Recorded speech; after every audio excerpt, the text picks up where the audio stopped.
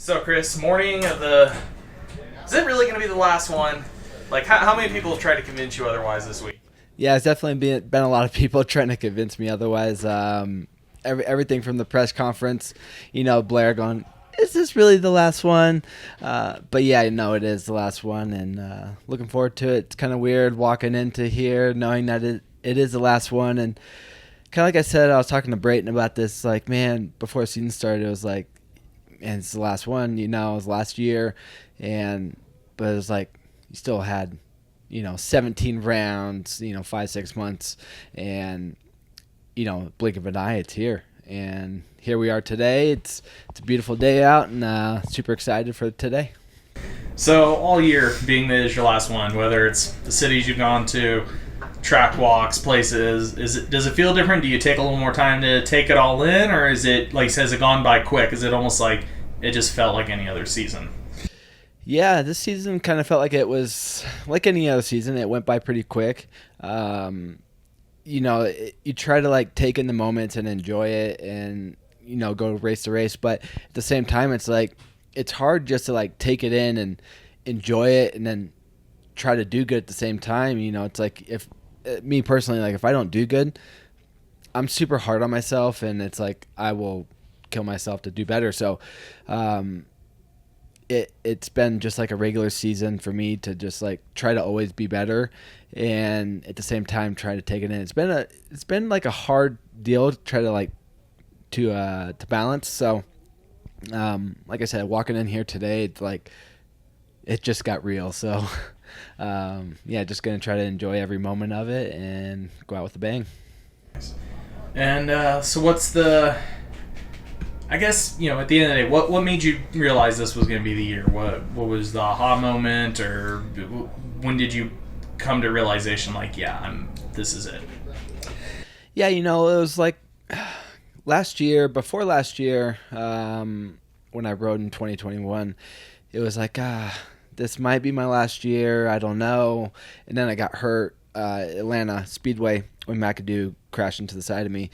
And I was like, you know what? I can't go out like that injured, and especially not even on my own my own doing, So One thing if you wreck yourself. Yeah, it's one thing if I wreck myself, another if someone just cleans me out of nowhere. So but no, it was a decision to keep racing one more year, and that was that. Yeah, it was just, I don't know. I've been doing this for a long time. Since I turned pro in late 2005, I raced the last national at Glen Helen on a borrowed bike, and then 2006 was like my first full year on the East Coast Supercross. And then it's been, Supercross, and I did a 4-year stint in Arena Cross during that time period. So, yeah, it's been a long, year, not a year, but a long career, and super excited to what I've actually done, been blessed to live the life that I've lived, and not everyone can say that they've raced dirt bikes for 16 years and professionally, and made somewhat of a good career out of it. Yeah, so if we flash back to '05 and I tell you, hey, you're going to do this for 16 years, would you have been like, you're insane? What? I'm going to race for 16 years professionally? Yeah, it's crazy because, through amateurs and stuff like that, like I never did. I did Loretta's twice, once on 85s and once on the 125s in this novice class. And if you would have told me that I would have raced professionally at a high level for 16 years, I would have told you were crazy. But it just kind of escalated, to what it is in high school. From like middle school to high school, like actually my dad made me quit racing because I was always hurt. And he's like, until your brain catches up with your throttle hand, you're not going to ride. So I was very grateful he did that because, like I said, I was always hurt when I was a little kid, and came back and just rode for fun. And that's when like the 4-stroke nationals were pretty big at the time, and they just kind of started evolving. So I did that, won that championship, and it was just like riding for fun. It kind of just evolved into what it is now. I turned pro and local pro, and yeah, I did really good there, and started doing the 4-stroke nationals and did really good there as well, and turned pro. And yeah, it was just kind of all yeah, it's crazy to look back and see where I started and where I'm at now. That's for sure. So as you crested about 30 or so, you're probably getting closer to thinking about retirement. Did you expect to basically your next step? You're a suspension guy now, big shim changing guy, Yeah. big oil hike guy. Do you expect that? Like, is that something you've been planning for a while, or did Rob just finally sucker you in? No, Rob, he didn't sucker me in at all. It was actually my wife was like, "Why don't you did suspension?" And I've always really enjoyed suspension. Growing up, my dad did it for a long time, and when I was a little kid, I would help him, tear down stuff, and he would teach me here and there. And all through my testing and professional career, like I'd always ask questions.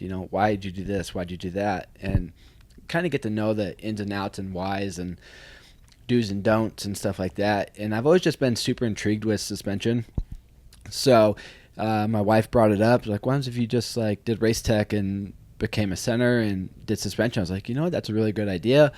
Kind of talked to Rob. He's like, yeah, why not? Like, why wouldn't you? So became a race tech center in Phoenix, Arizona. And yeah, it's been going really good and super happy with that. And it's been pretty cool to kind of learn like the outside of racing, like the business side of things, like creating LLC and, tax numbers and sales tax and everything that goes involved with starting a business. So it's been super fun, and it's like, I got to do what now? I got to do this, I got to do that. And then, but it's been super fun, super eye-opening, and I get to meet great people and obviously still stay within the industry.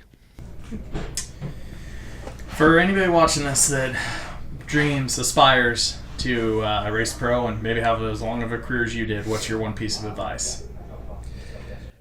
Yeah, that's a tough one. Yeah, you throw me on the spot here. I get this asked a lot from little kids back home when I'm at the track, or I get DMs with this question a lot. So I always tell them a couple things. It's like, man, first of all, like, you got to have fun. If you're not having fun riding dirt bikes, you're probably not going to want to like sit there and grind it out when nobody else wants to.